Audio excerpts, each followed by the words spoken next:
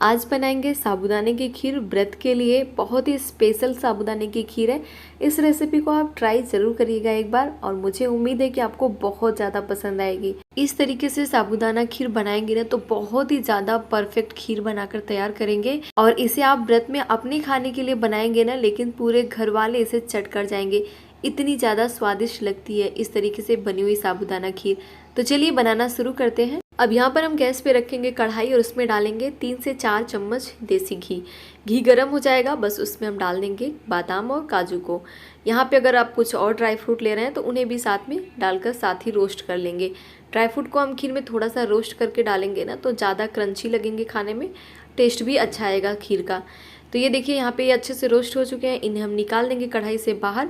किशमिश को हमें नहीं रोस्ट करना है। साबूदाना खीर बनाने के लिए मैंने यहाँ पे लिया है आधा कटोरी भीगा हुआ साबूदाना, मतलब भीगने के बाद ये आधा कटोरी है। और ये देखिए कितना अच्छे से फूल कर तैयार हुआ है। इसे मैं इस तरह से मसल रही हूँ ना, तो ये पूरा अच्छे से मसला जा रहा है, मतलब फूट नहीं रहा है। तो इसी तरह से हमें भिगा के साबूदाना लेना है। और साबूदाने की क्वालिटी भी मैटर करती है। कुछ साबूदाने जो ऐसे होते हैं ना, उन्हें अगर आप पकाएंगे तो वो फूटते जाते हैं। तो वैसा साबूदाना अच्छा नहीं होता है। इस तरह के साबूदाने हो जो पकने के बाद फूल जाए, बड़े बड़े हो जाए लेकिन फूटे नहीं। तो ड्राई फ्रूट को रोस्ट करने के बाद कढ़ाई में काफी सारा घी बचा था, बस उसी घी में हम यहाँ पे साबूदाना को भी भून लेंगे 2 मिनट तक। इस तरह से साबूदाना को भून लेने से खीर बहुत ही ज्यादा स्वादिष्ट बनती है। तो अब यहीं पर हमें क्या करना है कि इसमें डाल देना है दूध। तो यहाँ पे मैंने डाला है आधा लीटर के करीब दूध। यहाँ पे दूध मेरा पहले से उबला हुआ है। अब इसे डालने के बाद अच्छे से इसे हम मिक्स कर देंगे। अब गैस की फ्लेम को लो रखकर इसे हम पकने देते हैं और बीच बीच में इस तरह से इसे चलाते रहेंगे कम से कम 1-2 मिनट पर। नवरात्रि आने वाली है और इस नवरात्रि के उपवास में इस तरीके से साबूदाना खीर बना के आप ट्राई जरूर करिएगा, बहुत ही ज्यादा आपको पसंद आएगी। और अगर आपको आज की साबूदाना खीर की रेसिपी अच्छी लगे तो इस वीडियो को लाइक जरूर से कर दीजिएगा। ड्राई फ्रूट को काट के तैयार कर लिया है छोटे छोटे टुकड़ों में। तो यहाँ पर देखिए जो है साबूदाना अच्छे से दूध में मिक्स हो चुका है और खीर थोड़ी सी गाढ़ी हो चुकी है। तो यही पर हम डाल देंगे कटे हुए ड्राई फ्रूट को।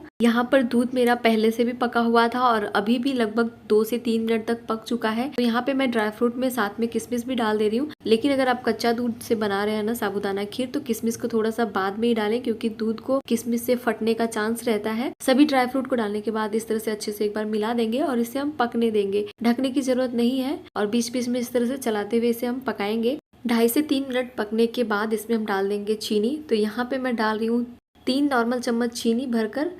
आप जैसा मीठा पसंद करते हो तो थोड़ा सा कम या ज़्यादा भी कर सकते हैं। यहाँ पे मिला देंगे इसे अच्छे से।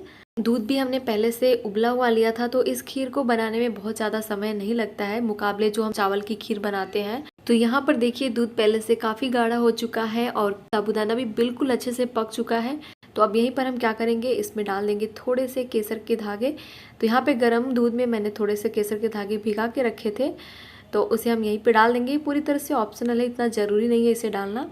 तो अगर आपके पास है तो डालें, नहीं तो कोई ज़रूरी नहीं है। डालने के बाद इसे अच्छे से मिला देंगे और ये देखिए पूरी तरह से हमारी खीर जो है बनकर तैयार है। गैस की फ्लेम को हम यहाँ पे बंद कर देंगे। साबूदाना की मजेदार सी खीर को हम गर्मा गर्म सर्व कर लेते हैं। एक चीज मैं बताना भूल गई कि कोई भी खीर हो ना, इलायची जो है खीर का फ्लेवर बहुत ज्यादा बढ़ा देती है, इसलिए आप कुटी हुई इलायची या इलायची पाउडर डालना बिल्कुल ना भूलें।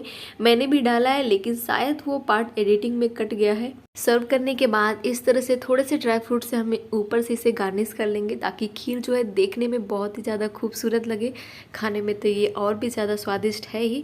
तो अगर मेरी ये आज की साबूदाना की खीर की रेसिपी आपको थोड़ी भी पसंद आए तो प्लीज़ आपसे रिक्वेस्ट है कि मेरे इस वीडियो को लाइक ज़रूर से कर दीजिएगा। और अगर आपको ज़्यादा अच्छा लगे तो आप इसे फ्रेंड्स और फैमिली में शेयर भी कर सकते हैं।